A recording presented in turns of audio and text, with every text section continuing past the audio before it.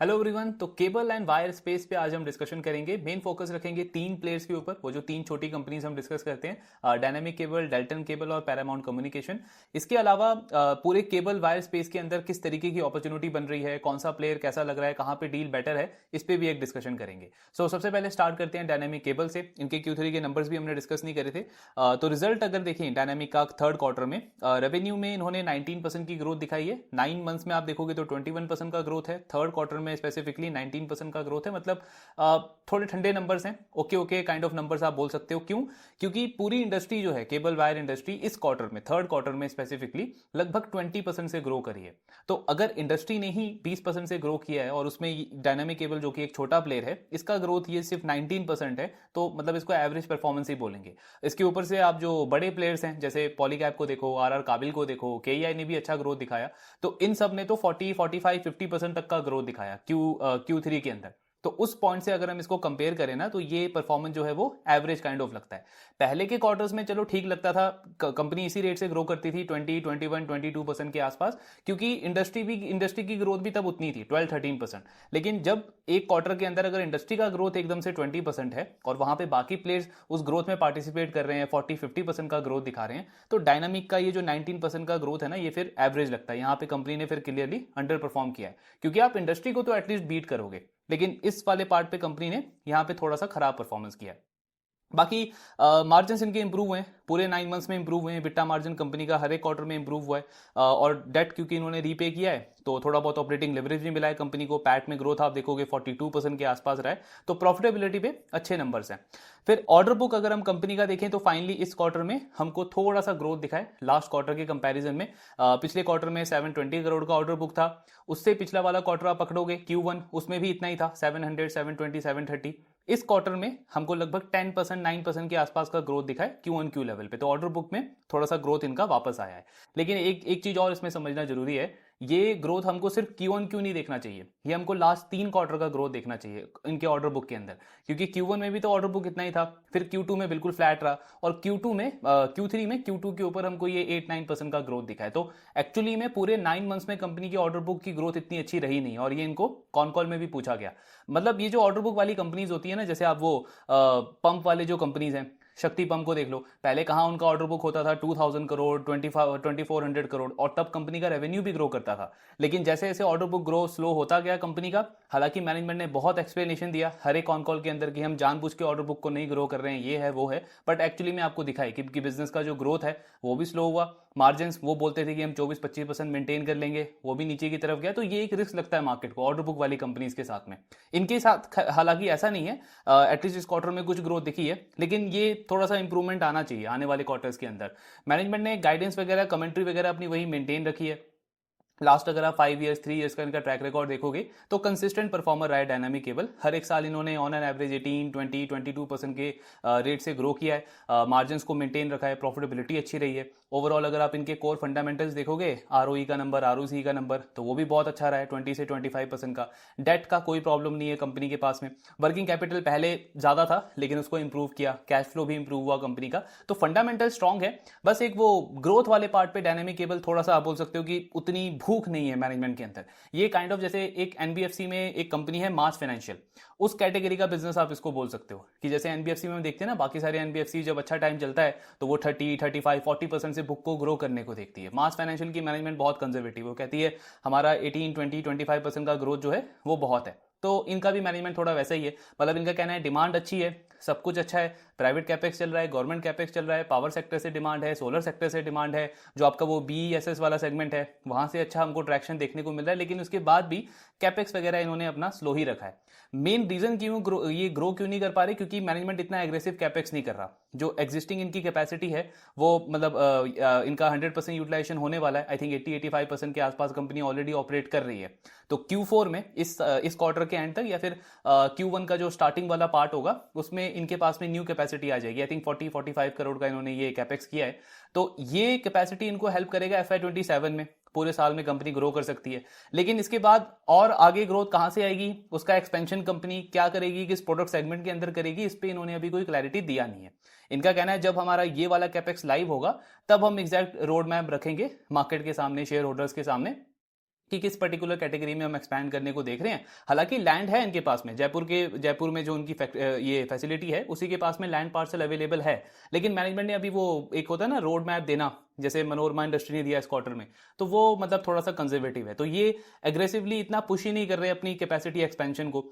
वरना चाहे तो ये डेट भी रेज कर सकते हैं, इक्विटी रेजिंग भी कर सकती है कंपनी, लेकिन थोड़ा सा वही है, कंजर्वेटिव मैनेजमेंट है, 18-20% का ग्रोथ इन्होंने मेंटेन करके रखा है। तो शायद इस रिजल्ट की वजह से ही मार्केट ने भी थोड़ा सा और पनिश किया स्टॉक को, कि बाकी प्लेयर्स ने इतना अच्छा परफॉर्मेंस दिखाया, इंडस्ट्री में इतनी अच्छी ग्रोथ थी, डायनामिक ने अभी भी अपना वही कंजर्वेटिव अप्रोच जो है उसी को फॉलो रखा। तो ये ओवरऑल परफॉर्मेंस थी डायनामिक की। परफॉर्मेंस खराब नहीं है, लेकिन हाँ बाकी प्लेस ने अच्छा किया तो मार्केट एक्सपेक्ट करता है कि आप उस लेवल का परफॉर्मेंस डिलीवर करो जो इंडस्ट्री में बाकी प्लेयर से उसने देखा है। तो ये है डायनामिक का ओवरऑल, बाकी गाइडेंस वगैरह इन्होंने मेंटेन रखा है। ऑर्डर बुक पे भी इनका कहना है कि डिमांड ठीक है, लेकिन मतलब थोड़ा बहुत ग्रो कर ही रहा है, यही आपको दिखा रहा है कि डिमांड अच्छी है ग्राउंड के ऊपर, और आने वाले क्वार्टर्स में ऑर्डर बुक भी हमारा ग्रो करेगा। तो ये था डायनामिक। अब बात करते हैं दूसरे प्लेयर के ऊपर, डेल्टन केबल। सो डेल्टन केबल का थर्ड क्वार्टर का नंबर अगर हम देखें तो रेवेन्यू में ग्रोथ ठीक है, 42% के आसपास की ग्रोथ है। इनके ग्रॉस मार्जिन कम हुए, वाई भी क्वार्टर ऑन क्वार्टर भी आप देखोगे ग्रॉस मार्जिन पे इंपैक्ट पड़ा है कंपनी के। इबिट्टा मार्जिन इनके इंप्रूव हुए हैं, लेकिन quarter on quarter EBITDA margin भी नीचे गया है। हमने पहले के क्वार्टर्स में देखा था इनका इबिट्टा मार्जिन 7.5 से 8% के रेंज में आ गया था। इस क्वार्टर में इबिट्टा मार्जिन 6.7-6.8% है, तो लास्ट ईयर के कंपैरिजन में इंप्रूव जरूर हुआ है। इबिट्टा में भी आपको दिखेगा 57% की ग्रोथ है, लेकिन वो पिछले 2-3 क्वार्टर का जो ट्रेंड था ना, वो कंपनी का थोड़ा सा मिस हुआ इस क्वार्टर के अंदर। और इनके स्ट्रक्चरली मार्जिन क्यों इंप्रूव हो रहे हैं? क्योंकि इन्होंने अपना ऑर्डर बुक मिक्स को चेंज किया है।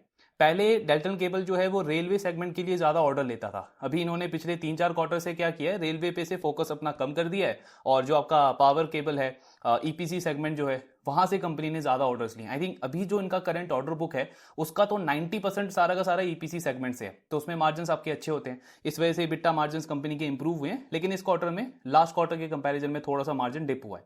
डेल्टन केबल का जो सबसे रिस्की पार्ट है वो है इनका ये फाइनेंस कॉस्ट, इनका डेट वाला पार्ट। तो जो हमने लास्ट क्वार्टर में भी डिस्कस किया था, इनका डेट टू इक्विटी अगर आप देखोगे ना, आई थिंक यहाँ पे बैलेंस शीट भी दिया है इन्होंने, हाँ ये देखो, तो इनका डेट टू इक्विटी अगर आप देखोगे ना, सो ऑलमोस्ट 2.5-2.6 के आसपास है। तो डेट कंपनी का बहुत ज्यादा बढ़ गया है, और कैश फ्लो वैसे ही नेगेटिव है। ये डेट बढ़ा क्यों है? बेसिकली तो अपने वर्किंग कैपिटल को कंपनी फंड कर रही है, उसके लिए इन्होंने कंपनी ने डेट बढ़ाया, लेकिन अभी बहुत ज्यादा बढ़ गया है। और फाइनेंस कॉस्ट भी आप देखो, इस क्वार्टर में भी वाई 68% से इंक्रीज हुआ है, 9 मंथ्स में 50% से कंपनी का फाइनेंस कॉस्ट इंक्रीज हो गया है। तो ये थोड़ा सा रिस्की लगता है डेल्टन के साथ में, क्योंकि बैलेंस शीट पूरी आपकी लेवरेज हो चुकी है। और मैनेजमेंट कॉन कॉल भी नहीं करता, मतलब कोई क्लैरिटी भी नहीं देते कि इसको कंपनी कैसे मैनेज करेगी, क्या आगे का आउटलुक है, तो वो चीज को देख करके रिस्क लग रहा है। मतलब डायनामिक से बिल्कुल अपोजिट केस है डेल्टन का।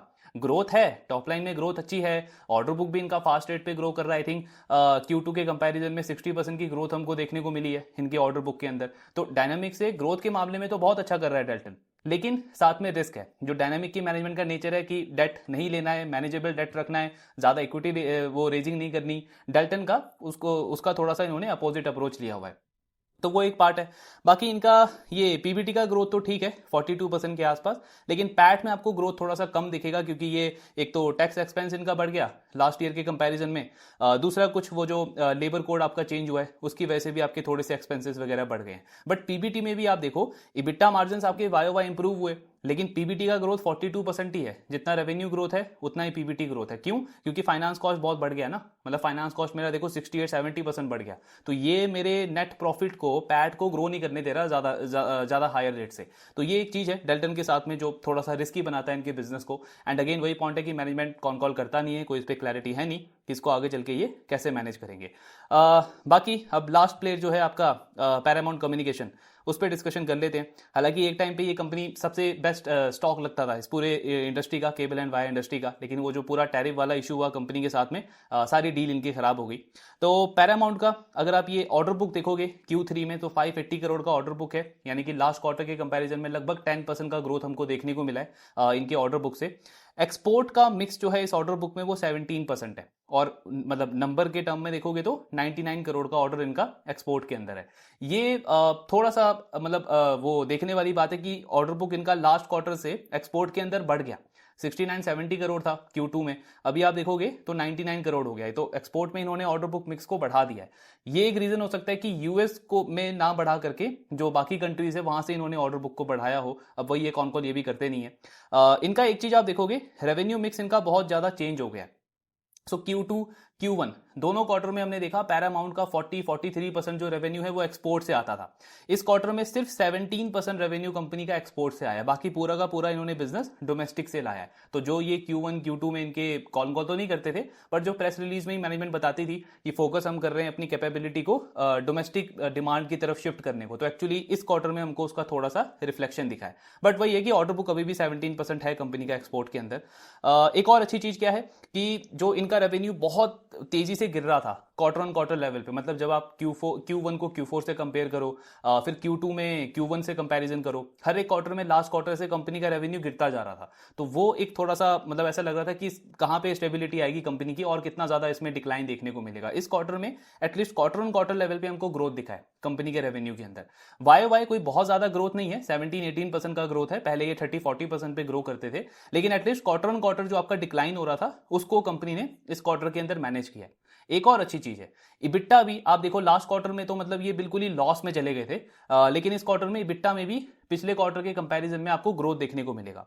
यहां पे नहीं दिख रहा, मतलब अब वो फिर कमेंट में बोलोगे तो यहां तो ये नीचे की तरफ जा रहा है, तो क्योंकि ना इन्होंने अदर इनकम ऐड किया हुआ है इसमें, तो अदर इनकम को अगर आप एक्सक्लूड करके देखोगे तो इबिट्टा कंपनी का लास्ट क्वार्टर के कंपैरिजन में I think more than double हो गया है। इबिट्टा मार्जिन भी पिछले क्वार्टर में थे इनके 1.3% के आसपास, इस क्वार्टर में 3% का इबिट्टा मार्जिन इन्होंने रिपोर्ट करा है।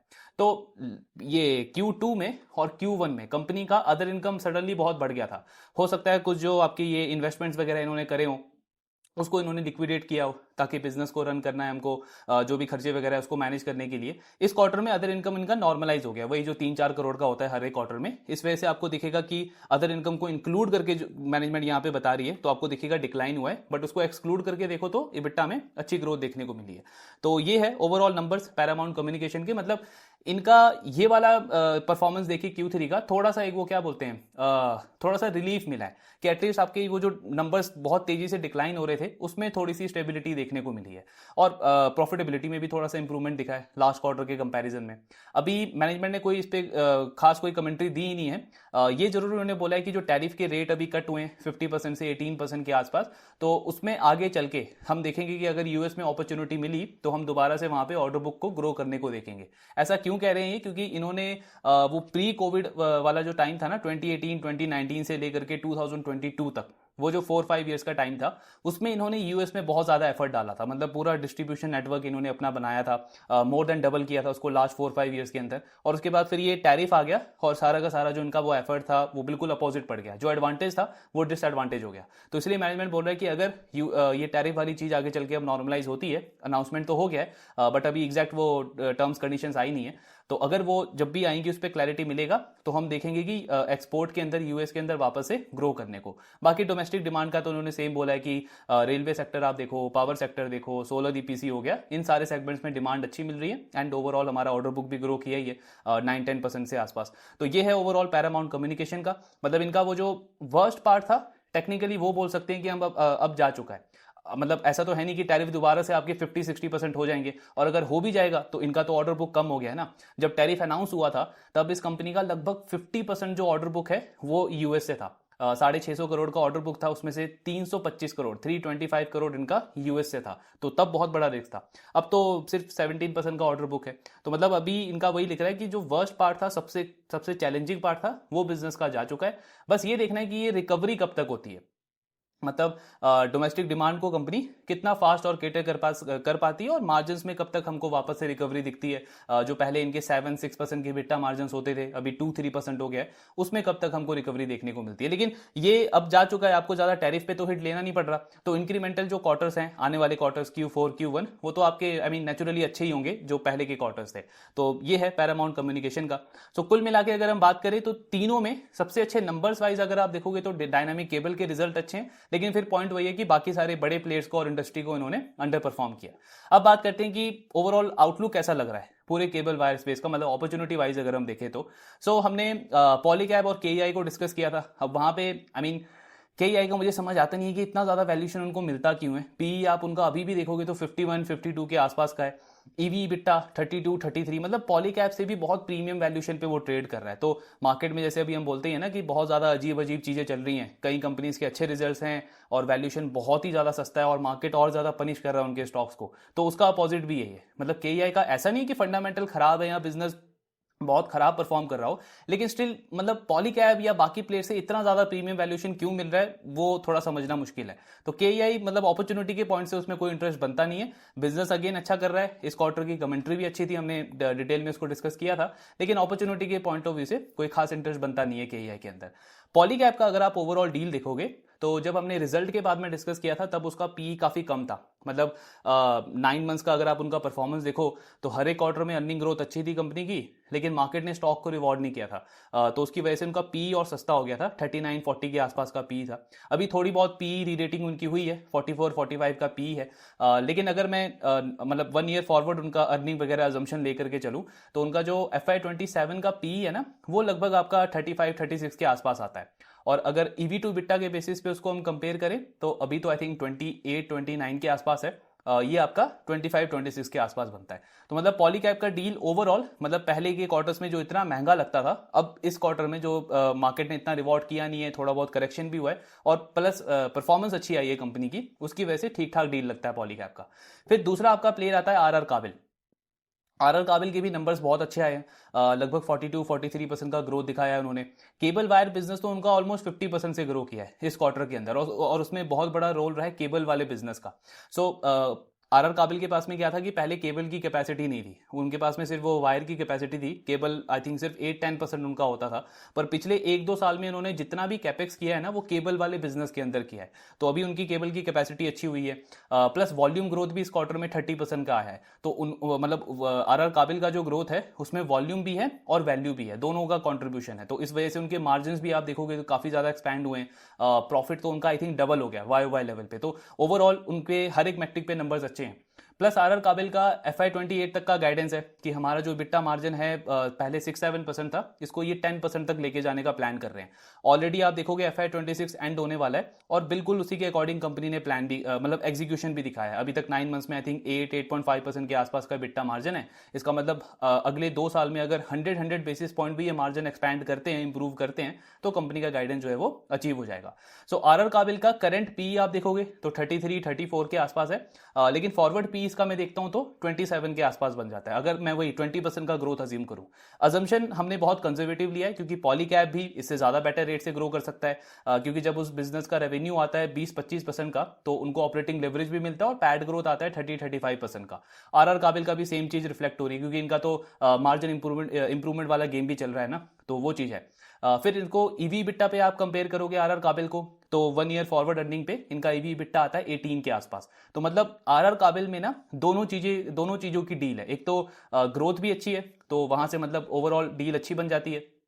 दूसरा वैल्यूएशन री रेटिंग का भी स्कोप है क्योंकि ईवी बिट्टा 18 का है और पी में देखने जाऊं तो 27-28 का बनता है। तो पी री रेटिंग या ईवी बिट्टा वैल्यूएशन भी री रेट हो सकता है और ओवरऑल ग्रोथ जो है उसकी वजह से भी मार्केट रिवॉर्ड कर सकता है। तो ये हो गया आपका RR काबिल। फिर जो आपके ये 3 प्लेयर्स हैं, ये 3 छोटे प्लेयर्स, डायनेमिक केबल, पैरामाउंट और डेल्टन केबल, इसमें सबसे पहले अगर हम डेल्टन की बात करें तो डेल्टन सबसे ना रिस्की बेट लगता है क्योंकि एक वही बड़ा रीजन है कि मैनेजमेंट कॉल करता नहीं है, तो उस पर हमको क्लैरिटी नहीं है कि ये जो हाई डेट हुआ है कंपनी के बैलेंस शीट के ऊपर इसको ये मैनेज कैसे करेंगे। कैश फ्लो अगेन आपका नेगेटिव है, सारा का सारा कंपनी जो इसको फंड कर रही है वो अपना डेट से कर रही है वर्किंग कैपिटल को। तो उसका आगे का आउटलुक क्या है, क्या ये ग्रोथ को कम करेंगे आगे चल के, या फिर कंपनी इक्विटी रेजिंग करेगी, या डेट कितना और आप आगे और डेट को कितना इंक्रीज करोगे, तो वो सारी चीजें पे क्लैरिटी नहीं है। तो डेल्टन केबल को आप थोड़े से हाई रिस्क वाले कैटेगरी के अंदर डालोगे। वैल्यूएशन का कोई इसमें मतलब वो रीजन नहीं है, वैल्यूएशन तो ठीक है 24-23 के आसपास का पी है। ईवी बिट्टा आप इन तीनों प्लेयर का देखोगे, तीनों छोटे प्लेयर्स का, तो 10-11 के आसपास बनता है। तो वैल्यूएशन का प्रॉब्लम नहीं है, मेन कंसर्न है आपका डेट का, तो की कंपनी उसको कैसे मैनेज करेगी। फिर दूसरी अगर हम बात करें डायनामिक केबल का, तो डायनामिक केबल वही मास फाइनेंशियल जैसा ओवरऑल डील है। मतलब अगर मुझे बहुत ज़्यादा रिस्क लेना नहीं है और मतलब एक स्टेबल बिजनेस चाहिए कि 18, 20, 22% के आसपास के रेट से ग्रो कर ले, कोई फालतू का डेट नहीं होगा, कोई इक्विटी रेजिंग का चक्कर नहीं है। तो डायनेमिक केबल काइंड ऑफ आपका उस कैटेगरी में आता है। पी ऑलरेडी इनका बहुत डी रेट हो चुका है, 17, 18 का करंट पी है, और अगर आप फॉरवर्ड अर्निंग देखोगे 20% की भी ग्रोथ ही रिपोर्ट करते हैं, तो भी आपका जो फॉरवर्ड पी है वो 15, 16 के आसपास आ जाता है। मतलब डाउनसाइड रिस्क डायनेमिक केबल में यहां से कम लगता है, और अगर इस तरीके की भी परफॉर्मेंस ये मेंटेन रखते हैं तो ओवरऑल डील ओवरऑल ठीक है डायनेमिक केबल की।